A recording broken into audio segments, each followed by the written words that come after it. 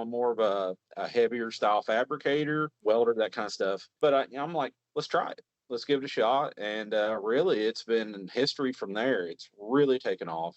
The Small Business Rundown is the official podcast of the National Federation of Independent Business, the member-driven voice of small business.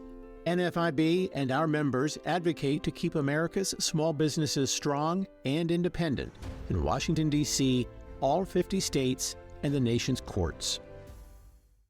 Welcome to the Small Business Rundown, a bi-weekly podcast with information on independent businesses' victories and challenges in Washington, D.C. and state capitals. I'm Adam Temple, NFIB Senior Vice President of Advocacy.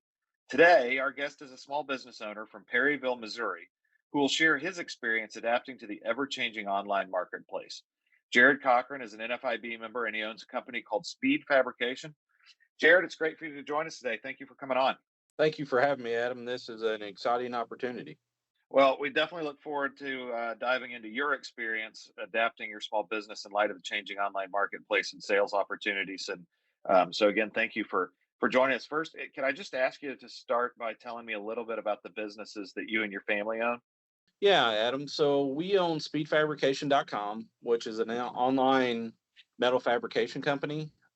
And also we deal with small manufacturing. So our business, speedfabrication.com, we create custom metal signage, whether it's a metal sign for your home or for your business. We currently have over 900 designs of our own, along with our power tool organization line for organizing your cordless drills and tools in your garage. Something that's just sort of seen in the market like, hey, my workbench is a mess. Why don't we fix this? So that's sort of what Speed Fabrication does. We also have a manufacturing sector where we make parts for other companies within the U.S. We also own a salon and spa in our local town called the Fixx.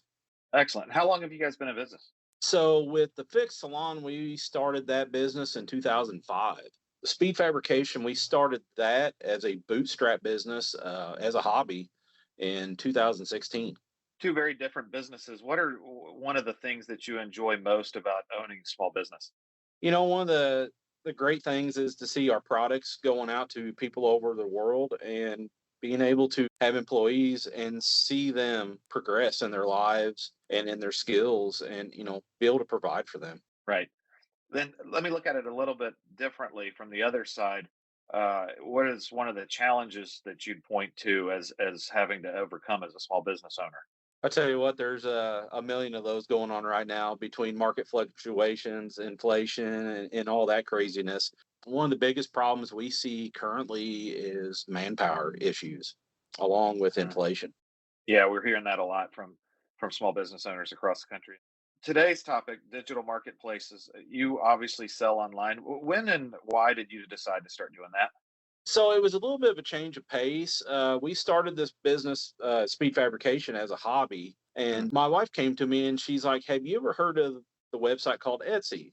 And I'm like, absolutely not. Well, she, explained there's a little bit of a craft website. And I'm like, okay, that's not really who I am. I'm more of a heavier style fabricator, welder, that kind of stuff. But I'm like, let's try it. Let's give it a shot. And really, it's been history from there. It's really taken off. We've really killed it on Etsy and then growing our online business overall. And do you have to evaluate and decide which platforms to sell your products on, or are there sort of go-to ones that you go with? Yeah, I mean, it's, Etsy's our biggest one along with our website. And then we do some Amazon, some eBay, and some other online platforms. And I really look at them of the value added. Do they have a large customer base? Do they sort of fit the niche that we run in? And is there room to grow in, other costs, cost of sales, that kind of stuff, the percentage they take? That's a huge one that a lot of people don't see. Yeah, that's what I was going to ask you next. So what are the biggest challenges in selling on these sites? You mentioned the cost. Are there other things to factor? Yeah, I mean, no matter what, if you want to grow yourself online, you got to spend a lot of money on advertising.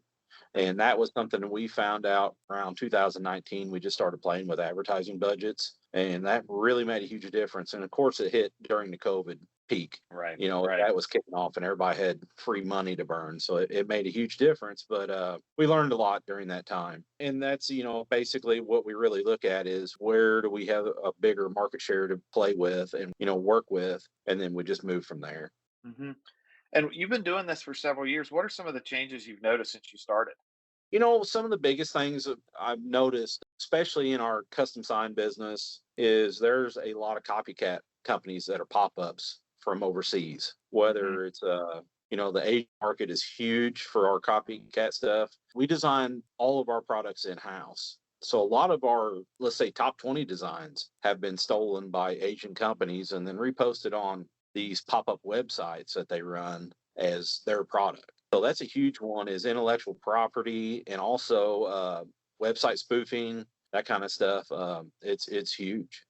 Yeah, and you mentioned earlier, you talked about some of the challenges associated with the bigger websites. On that topic, we have been advocating for legislation in Congress that would address online marketplace antitrust issues that affect small businesses like yours. And so we'll include a link in today's show notes so that other small business owners can learn more about how they can address that or send messages to Congress on the issue. And Jared, before we go, you've been generous with your time today. Is there anything else you'd like to add?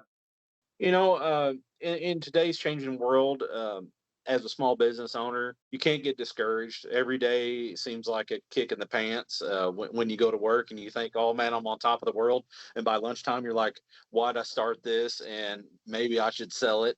But I tell you what, if you just keep at it and keep in touch with your local representatives, a great one for us is Jason Smith. And it's great to have someone like that to push out issues.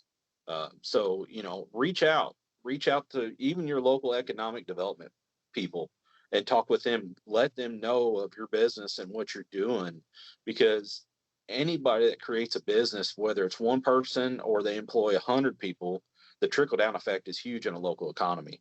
So you'll get extra support. You'll get knowledge of other businesses having struggles with you. You'll get in that network of talking with people, and it leads you to being on an NFIB podcast eventually. It's awesome. And I've only been pushing on this for the last probably 2 years because of issues we've seen with online presence problems from overseas. Wow, that's interesting. And you mentioned Jason Smith, chairman of the House Ways and Means Committee. He's one of our leaders on the small business deduction, which obviously is a top issue for us. It's not what we're talking about today, but that's been something that he has really championed. He sponsored the legislature, introduced the legislation in the last Congress to make that permanent. I understand you've made a key to the city that went to Chairman Smith. Is that right? Or is there more detail around that? Yeah, so Chairman Smith was in town for a meet and greet and a discussion on local Southeast Missouri economy.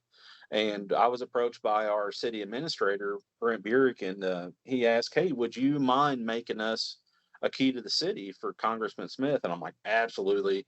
That's a cool opportunity to be involved in. I would love to do that and meet Mr. Smith. So that's, it's hanging on his office, if I remember right from the picture. So that's pretty cool.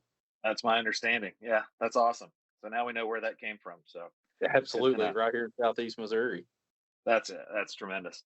Jared, like I said, I know you've got plenty to do today, so I appreciate you taking a couple minutes to chat with us and let us know whenever we can be helpful. Absolutely, I appreciate it.